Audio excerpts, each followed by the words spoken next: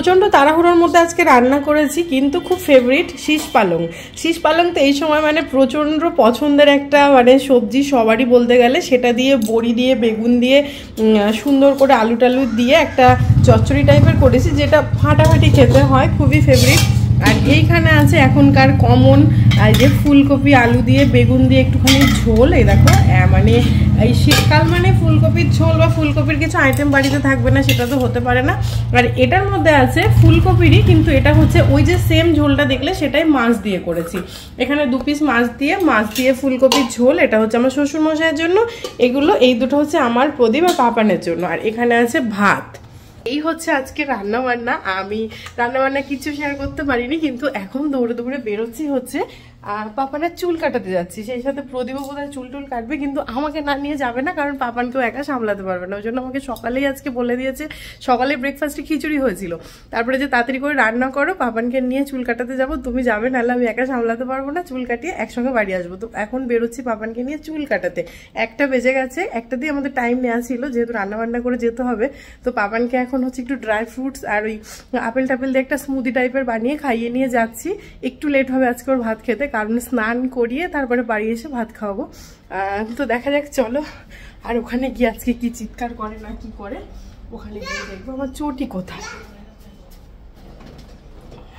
পাপানকে চুল কাটাতে গেলে মারাত্মক একটা চাপের ব্যাপার থাকে, যে ওকে ধরে রাখা। এত চিৎকার করে কেন করে কে জানে। চুল কাটতে গিয়ে বসে রয়েছে, কিন্তু চুল, তুমি কোথায় যাচ্ছ? মেলায় যাচ্ছ?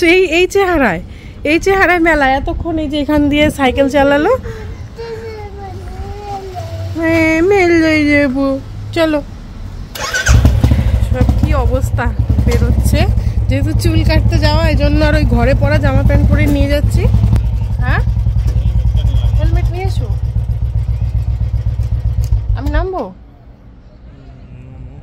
তো, চলো। এই যে হেলমেট পরে নিয়েছে বাব্বাটা। আর কি বলছিল, সবসময় হেলমেট পরে বাইক চালানো উচিত। না, সেটা অবশ্যই উচিত, কিন্তু মাঝে মধ্যে হয়ে ওঠে না। হ্যাঁ, মজার জিনিস তো একেবারেই না। চলো। আর পুলিশ তো আর আইনটা মানে পুলিশের জন্য করেনি, পুলিশ আইন করেছে আমাদের মতন মানুষের জন্য, যেন রাস্তায় গিয়ে বিপদে না পড়ে। কিন্তু আমার হেলমেট পরলে না খুব প্রবলেম হয়, যেগুলো আমি পড়ি না। চলো, আজকে ব্লগটা এখান থেকে শুরু করছি। সারাদিন আজকে প্রচুর প্ল্যান আছে, প্রচুর ব্যস্ততা আছে, তোমাদের সঙ্গে পুরোটাই শেয়ার করবো। তারপর সন্ধ্যাবেলায় নেমন্তন্ন আছে, সবটা দেখতে পাবে আজকের ব্লগে। দেখতে থাকো, আশা করি আজকের ব্লগ ভালো লাগবে। আর এখন সেলুনে গিয়ে দেখাবো পাপান কি করে, কীর্তি করে। সে ছোটবেলায় খেয়েছে এই চুরি ভাজাগুলো। এগুলো যখন ওই আমাদের ওদিকে ট্রেনে পাওয়া যায়, মানে আমি যখন স্কুলে যেতাম বা কলেজ যেতাম তখন খেয়েছি, কোনোদিন খাওয়া হয়নি বিয়ের পরে। হ্যাঁ, ভালো। কত দাম? 10 টাকা।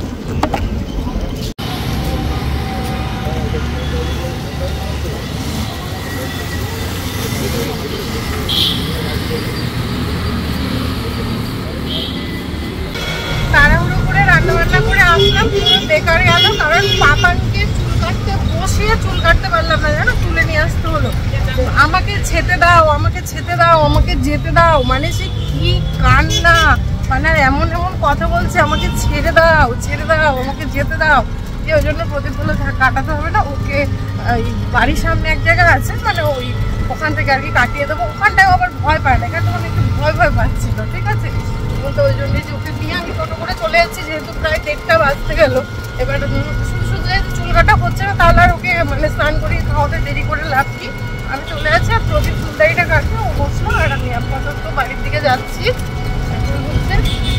গোলাপ পার্কে, তোমাকে পার্কে আমি আনবোই না, তুমি প্রচন্ড দুষ্টু। কেন চুল কাটতে দিলে না? আমি তোমাকে পার্কে নিয়ে আসছিলাম, আমি খুব রাগ করেছি। এমন প্রবলেমে পড়েছে, প্রদীপের সাথে বেরোচ্ছি, আমি জানি আমার পার্স টার্স কিছুই লাগবে না, শুধু যাবো সেলুনে, চুলটা কেটে চলে আসবো, কেনাকাটা নেই, কিছু নেই, কোথাও বেরোবো না, মানে কোনো বাজার টাজার কোথাও যাবো না। আমি যেন পার্সও নিয়ে নিই, কিছু নিয়ে নিই, হাতে করে শুধু ফোনটা নিয়ে বেরিয়েছি। দেখ হয়েছি, টাকাটা হাতে করে নিয়ে আসতে হলো প্রদীপের কাছ থেকে। আবার দেখো চাবি হাতে প্রদীপের পকেটে ছিল, নিয়ে আসতে হলো, মানে কি বাজে একটা অবস্থা। হাতে করে এগুলো নিয়ে তারপরে এখন যাচ্ছি।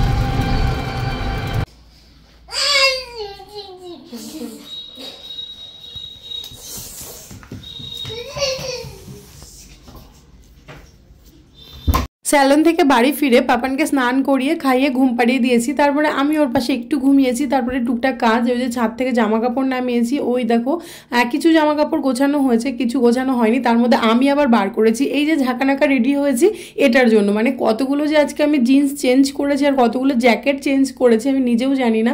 মানে মনে হচ্ছে যেন এটার সঙ্গে এটা যাচ্ছে না, ওটার সঙ্গে ওটা যাচ্ছে না, বারবার পরছি, চেঞ্জ করছি, ওই যে খাটের কোনায় জমা হয়েছে।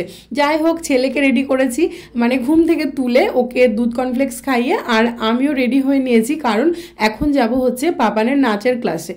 ওর 5:45 থেকে আজকে নাচের ক্লাস আছে, তো সেখানে যেতেই হবে।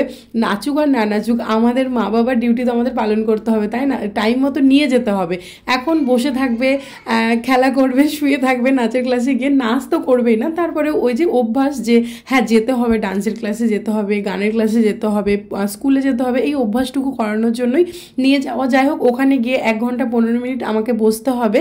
ওই সব গার্জেনদের যেটা কাজ হয়ে থাকে গল্প করা, সেটাই আমি করব। আর প্রদীপ আমাকে মানে ডান্সের স্কুলের সামনে নামিয়ে দিয়ে ও বেরোবে তাগাদায়, মানে ওর একটু তাগাদা আছে। বাড়ি থেকে বেরিয়ে পাপানের নাচের স্কুলে প্রায় 1 ঘন্টা মতন, 1 ঘন্টা 15 মিনিটের ক্লাস হয়, তো 1 ঘন্টা 15 মিনিট বসেছিলাম, সব গল্প করছিলাম, সব মায়েদের যেটা কাজ থাকে। আর প্রদীপ আমাকে নামিয়ে দিয়ে ও গেছিল তাগাদায়, ওর এদিকে তাগাদা ছিল। তো তারপরে ছুটি হওয়ার পরে ও আমাদেরকে নিয়ে আবার চলছি। এখন যাচ্ছি একটা স্পেশাল জায়গায়, যেটা তোমরা গেলে দেখতে পাবে। চলো।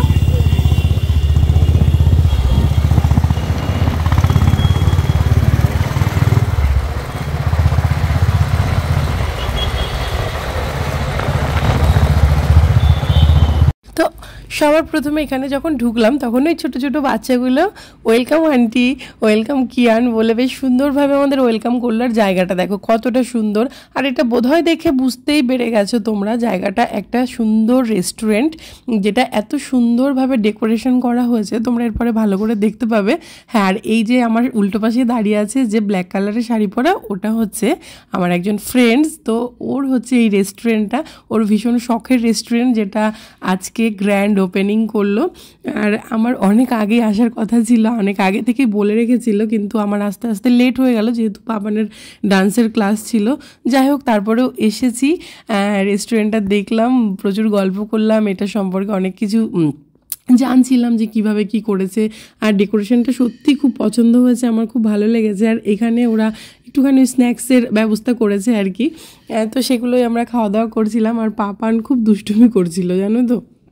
এখন তো শান্ত হয়ে বসে আছে, মানে একটা ঘটনা ঘটেছে, সেটা হচ্ছে এখানে দুম করে পড়ে গেছে সবার প্রথমে ঢুকেই, মানে এতটাই দুষ্টুমি করছিল। আর যাই হোক, প্রচণ্ড ভালো লাগছিল জায়গাটা দেখে। সত্যি কথা বলতে রান্না বান্না, রেস্টুরেন্ট, এই ব্যাপারগুলো না আমার ভীষণ একটা মানে স্বপ্নের বা আমার খুব পছন্দের জিনিস বলতে পারো। তো সেটা ও করেছে, সেটা দেখে খুবই ভালো লাগছিল। প্রচুর কিছু জিজ্ঞাসা করছিলাম ওকে, এটা কিভাবে হলো, ওটা কি করলে। মানে এখানে হয় না যে বেঙ্গলি থালি হবে দুপুরবেলায়, সন্ধ্যাবেলা চাইনিজ হবে। আর রেস্টুরেন্টটার নাম হচ্ছে ভুরি ভোজ। এটা আমাদের বর্ধমানে গোলাপবাগে আর কি হয়েছে। তোমরা যারা বর্ধমানে থাকো চাইলে অবশ্যই এসে ট্রাই করতে পারো, তো খুবই ভালো লাগবে। আর আমাদের খাওয়া দাওয়া হয়ে গেছে, প্রচুর গল্প হয়ে গেছে, ফটোশ্যুট হয়ে গেছে। এইবারে হচ্ছে বাড়ি যাওয়ার পালা, তো বেরোচ্ছি। তো বেরোনোর সময় আরও একটুখানি গল্প করছিলাম। আর সত্যি কথা বলতে এখান থেকে এই স্ন্যাক্স আইটেমই এত খেয়ে ফেলেছি না, মানে সে জোর করে করে বারবার দিয়েছে। বাড়ি গিয়ে আজকে আর কোনো খাওয়া দাওয়ার ঝামেলাই করিনি, খাবার সব কিছু ছিল, সব বাড়ি গিয়ে ফ্রিজে ভরে দিয়েছি। আর পাপানও না মানে এত সুন্দরভাবে স্ন্যাক্স খেয়েছে, মানে বলার মতন নয়। প্রদীপ তো মানে ওর খাওয়া দেখে আর বলে কি, ছেলে কিন্তু আমার মতোই হয়েছে, কারণ ও কিন্তু প্রচণ্ড এই তেলে ভাজা ভুজি খেতে এত ভালোবাসে। আর পাপানও তাই খুব ভালোবাসে, মানে ওকে কোনোভাবে আটকানো যায় না। এবার বাচ্চা মানুষ কতই বা আটকাবো বলো।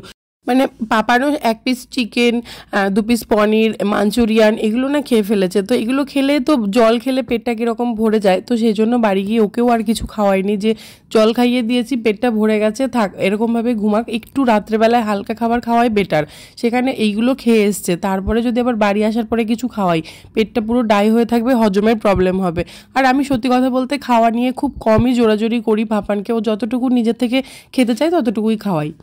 যাই হোক, চলো ভিডিওটা এখানে শেষ করছি। ছোট্ট ভিডিওটা কেমন লাগলো অবশ্যই কমেন্টে জানিও। টাটা।